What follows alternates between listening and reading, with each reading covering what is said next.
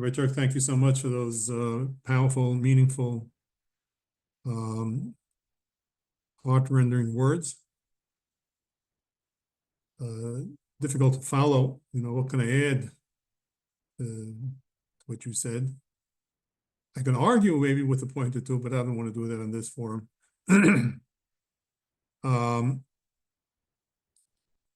What I would like to share with you tonight, in a few minutes, is that as Rabbi Turk was telling us, the importance of understanding that HaKadosh Baruch Hu loves us, and it's time for us to develop whatever it is that we can do to have those mitzvahs on our side. But I'd like to share with you, as Rabbi Turk said, we began with Slichas Motzei Shabbos, or Sunday morning in Queens and in Kiwan Hills. I think Rabbi Turk sent out a message. Is that Mishnah Berurah brings, it's a fascinating idea. He says that the reason why we begin to say Slichas before Rosh Hashana, so there are two opinions, is that there are 4 days that you need to either make up for the 4 days that you can't fast during the days between Rosh Hashana and Yom Kippur. You can't fast on the 2 days of Rosh Hashana. You can't fast on Erev Yom Kippur, and you can't fast on the Shabbos that's there. So there are 4 days potentially that are there between Rosh Hashana and Yom Kippur that are not fastable days, and therefore they make up for those 4 days, and they added 4 days before that to say Slichos. The other reason brought is that Slichos is the time for us to prepare for our avoda, our service, our functionings of Rosh Hashanah through Yom Kippur. Is that on Rosh Hashanah, he says it's that generally it says by an offering, by a korban, it says if kraftem korban, whereas by Rosh Hashanah it says va'asisem, and you shall make for yourself, you shall be yourself as you're offering yourself as a korban. And therefore, the halacha is that a korban needs to have that your bodek b'mumin, you have to examine to see that there are no blemishes. It has to be done 4 days before the offering is actually brought. So too, as you are now preparing yourself to be that korban, you need to be bodek yourself. You need to examine yourself. You need to look through and analyze your life to know who you are, what you are, and be prepared properly when you take on and you begin the actual avodah of Rosh Hashanah. So preparation is, of course, as Rabbi Turk said, it goes with understanding that HaKadosh Baruch Hu loves us. But it's as well as a person has to look deeply within himself, is to analyze, to see what have I done in this past year. HaKadosh Baruch Hu is in his kindness and his love has given us a chance, and it's annually, to, as Chazal say, could have had it at every 5 years, but it's given to us over a short period of time so that our shortcomings shouldn't add up to large numbers and therefore potentially not be forgivable. So we need to be examine, we need to review our past year, which is not a simple task. But everyone's required to do that. Slichus is the ability, gives us the looking at the powerful messages that are there in Slichus. It's better to say 1 or 2 Slichus with kavanah, understanding what you're saying, and just not read that word and not having an understanding what Kadalim and Kuroshim anu is that to come before Hashem as we have nothing and we are destitute, without anything. The fakna al delasecha, we're banging away on your door, Hashem. You're the one that can only open the door for us to get somewhere. As we need to begin to 4 days before a korban is brought, I'm a korban. Recognize and realize that I'm a korban. I'm a korban that's about to be offered, and to make sure that coming before Hashem, that as blemish free as I possibly can be. What are my blemishes, and if I can ask for forgiveness on them, and the carbon therefore be a proper carbon. Now, a carbon that doesn't have a bedika beforehand, even if it has no mumen, is possible. It's an invalid carbon. A carbon that you did not do a bedika on, a carbon tamid that was not niftak, was not examined beforehand, is a carbon that is possible. If it's broad, it's invalid. So this requirement to do the best that we can. But the interesting question is if it's only for 4 days, so then why is it always starting on a Shabbos before Rosh Hashana? This year it's the max, it's the Shabbos the week before Rosh Hashana. But if Rosh Hashana comes out on a Friday, so it should be enough to start saying slichos on Monday, Tuesday, Wednesday, Thursday, and you start on Friday or Shabbos. It can't come out on Friday, it's a Shabbos. Coming out on Shabbos, start saying slichos on Tuesday. But why are we saying slichos on the Shabbos? So there's a Trumas Hadeshin that answers that question. He's a beautiful insight, and he explains that, tapping in a little bit into what Rabbi Turk was speaking about, is that, and it's a concept of Gila Barada, is to understand that HaKadosh Baruch Hu loves us, but Shabbos is a day of great joy, of simcha. Shabbos is a day of oneg. And when you come from a day of simcha and oneg, it's only proper that hopefully you can take that simcha with you and begin the transition of going into saying slichos, coming before HaKadosh Baruch Hu. You should become to HaKadosh Baruch Hu, mitoch simcha. You should have a degree of joy in you as well. Therefore, the Trumas Hadeshin says we need to start with the Shabbos before. So if it's a Shabbos before, you need a minimum of 4. So this year, Rosh Hashanah is on a Monday night. Shabbos before won't give you enough of the 4 days. So therefore, we got to jump it ahead to 10 days before Rosh Hashanah. But it needs to start with the Shabbos. The person has to be able to, at the same point in time, be boidek atzmai, look and see what faults might be there that I need to make changes in. But at the same time, it has to be, Trumas Hadeshin explains, it has to come, and it has to be started, and hopefully it will be shmoshech, and it'll continue and be brought into the rest of the days of the slichos as well. That simcha, that joy of Shabbos, that a person has to have, that oneg that you have on that Shabbos, to continue and bring that as well into the slichos, into your connection with who you are and with your relationship with HaKadosh Baruch Hu. So that explains what we're doing with slichos and saying slichos on beginning on a Shabbos. I want to ask you a question. Maybe some of you thought about it before, not think about it now. You ever wonder why, with starting Rosh Hashanah and for the Aseres Yemei Tshuva, and our tefillos we happen to add certain tefillos in the Shemona Esrei. It's generally you're not allowed to add any bakoshes, but we start with the beginning of Shemona Esrei. We start with Zachrenu L'chaim, Melachofetz B'chaim, right? Michamocha Ava Rachamim Zocha Yitzur L'chaim Barachamim. The first 2 brachas we say Zachrenu L'chaim, Melachofetz B'chaim, because Fenu B'Sefer HaChaim. We say Hashem, remember us, write us in the book of life. The second bracha we say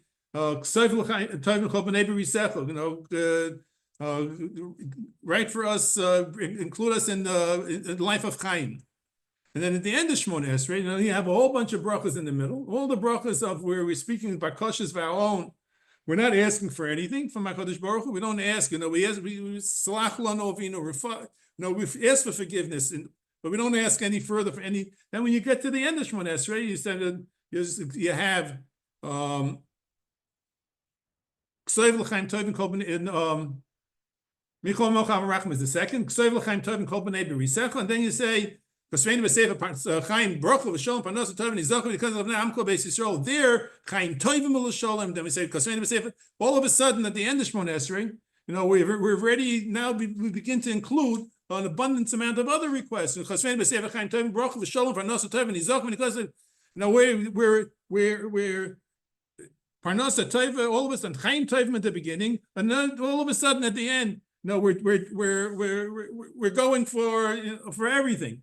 And if you say that you want just to go in increments, so you want to say after I ask for forgiveness, maybe then I can say that I ask HaKadosh Baruch Hu. Now, in the beginning, I just want simple life. But so then you could add it after Salach Lano Avinu Kichatanu. What are you waiting till the end? At the end, you're going to go for the kill.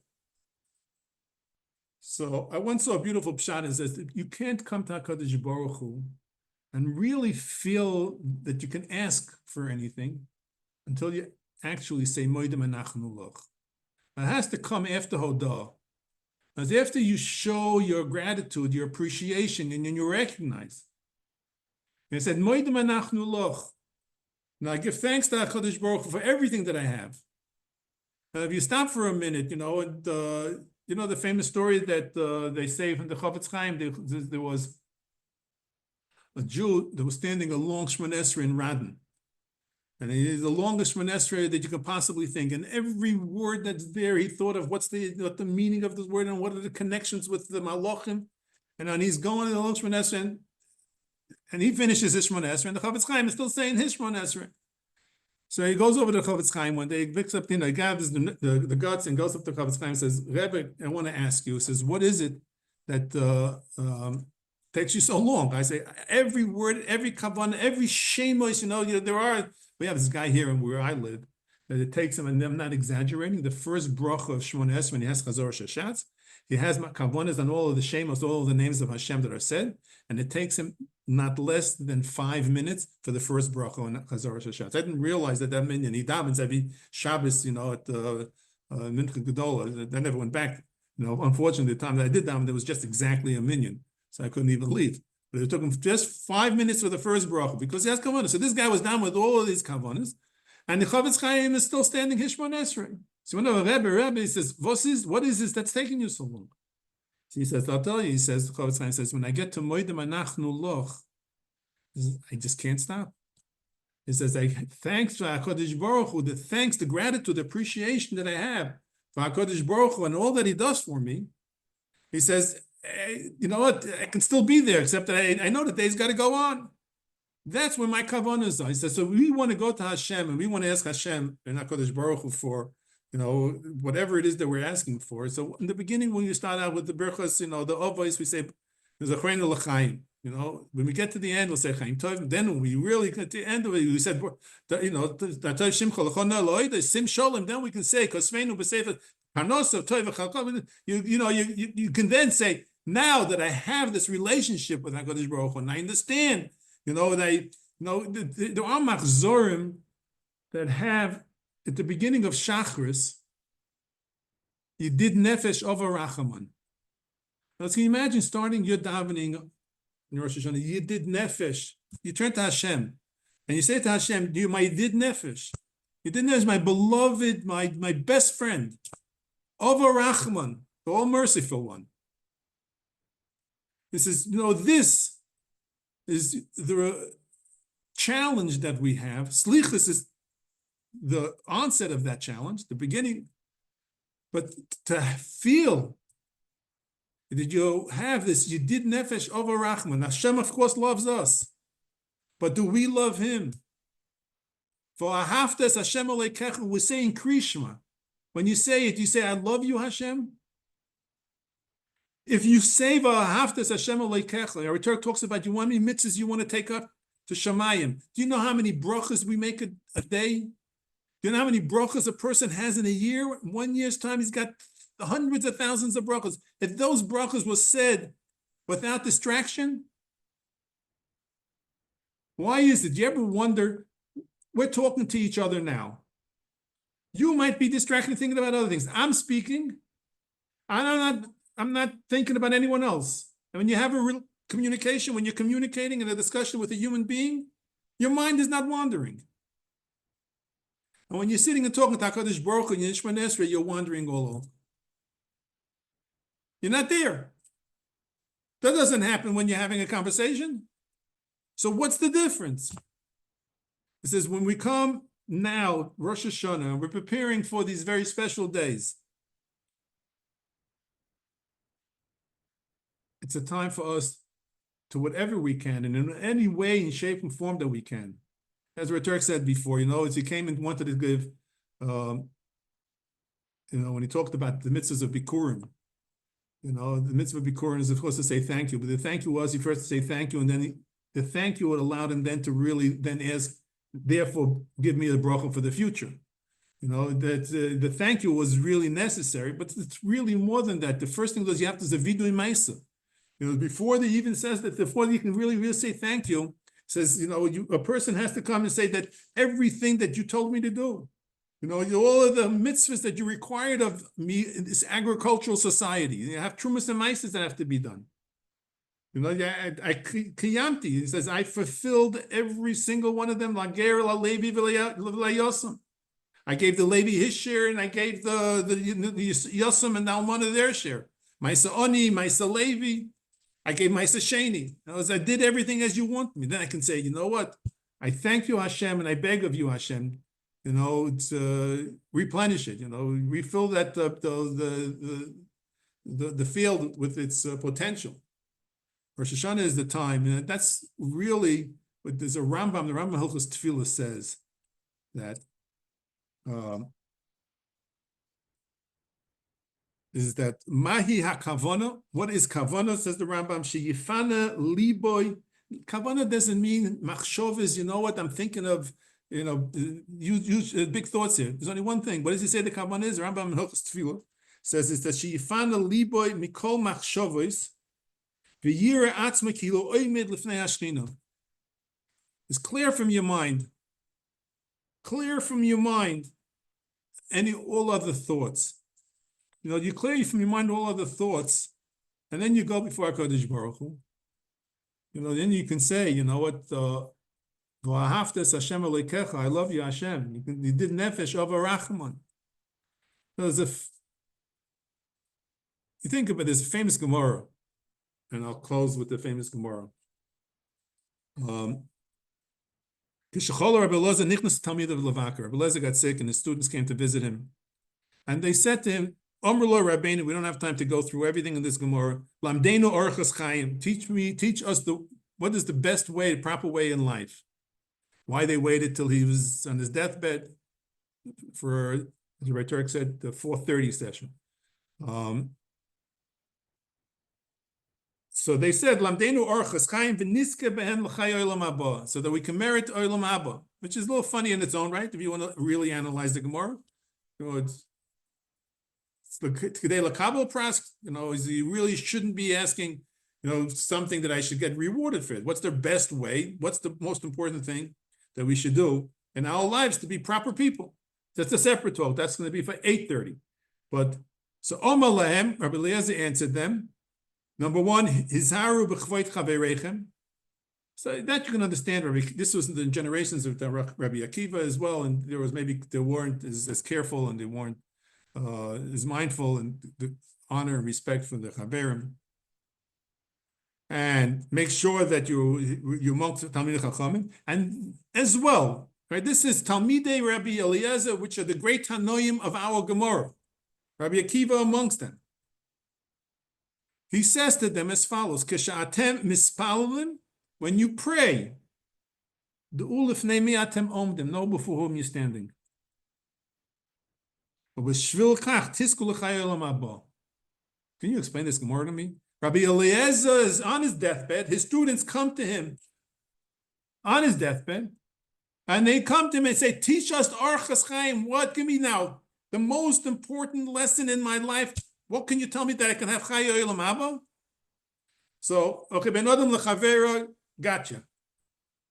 All right, treat your friends with honor and respect. But now he says to them, Kishatem mispalalim. Of course you know who you're standing in front of. If you're davening, of course you're standing before God. What is he telling them? Kishatem mispalalim du'ulif neimiatem oimdim. Obviously, based on really everything that I've said until now, is that to really have, we're saying that you mefana everything, you turn everything else off. To recognize it, to realize that it's a special time, special opportunity. When you have this chance, and especially during the Yom Neroim, it's Yeshua Hashem. Know that he's there, he's even closer. You want to find him, he's got to be in front of you. And when you say, V'ahavtas Hashem Elokecha, it's you did nefesh. It's, my best friend. Over Rachman. when we can begin to feel that, this is Rabbi Eliezer is telling you, you know what, this is really, if you want to be zoiche, to have that relationship, you need to have that relationship with Hashem. To have that relationship with Hashem. It's possible. And the more that we can do it, but it takes focus, it takes concentration, it takes preparation. You know, and every time you say the word V'ahavtas Hashem Elokecho, every time that you have something that, you know, Hashem ohev tzaddikim, you ever think about it? Hashem loves it. Of course Hashem loves tzaddikim. But you ever, in that kapitel Tehillim that we say every day, you know, it says that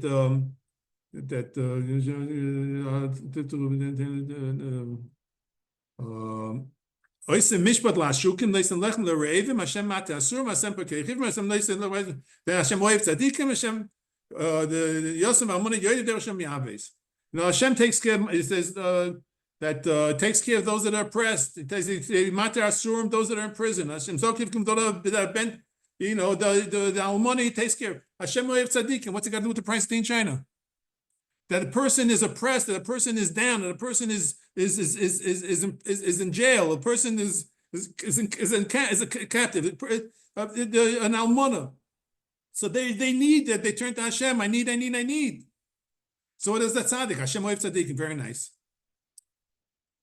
What's it got to do with the price in China? So I once heard from my son. I asked this once at the table. My son Avram, the director of the Jewish Heritage Center of Long Island. Do we still say Queens? Well, you're muted, but I guess you said yeah. Newly branded Jewish Heritage Center. Jewish Heritage Center. Newly branded Jewish Heritage Center. Says, but you have a wrong pshat. It's not that Hashem gives to everybody what they need. Hashem gives everybody what they want most in life. He says, you know what? The ashuk, the oppressed person, wants someone to stand up for him. The hungry person wants someone to feed him. The captive, the person that's in prison wants to be released. The bent over wants to be straightened out. The tzaddik wants the love. Nothing more does he want. The one that poor needs a piece of bread, then the tzaddik wants the love of Hashem. And Hashem will give it to you. We have to want it. We can want it. I think most important would be is for us to understand that we have the ability. As of course, Rabbi Turk mentioned, is that Kadosh Baruch Hu is Molei Rachamim and Slicha, is Keimcha Slicha L'man Tivorei. Kadosh Baruch Hu, these are all gifts from Hashem. These are gifts of life. And when you say Moedem Anachnu Loch, when you give thanks to Hashem, you know, it should be a never-ending bracha. And when you finish it, you can then turn to Hashem and ask for all that is good, not just for ourselves, but that we should all be mispalo, that as Rabbi Eliezer said, you know, says, always think about you, yes, we don't say Avinu, we ask Hashem for all of us, not just for ourselves, and that we should all, near to Hashem, have our tefillas, our connection with Hashem, be it the strongest it possibly potentially can be, and with that be zeicha to a year of abundance, happiness, joy, prosperity, shalom v'shalva, and it should be oiseh shalom b'mroimov v'yaseh shalom aleinu, akol Yisrael b'mroimov.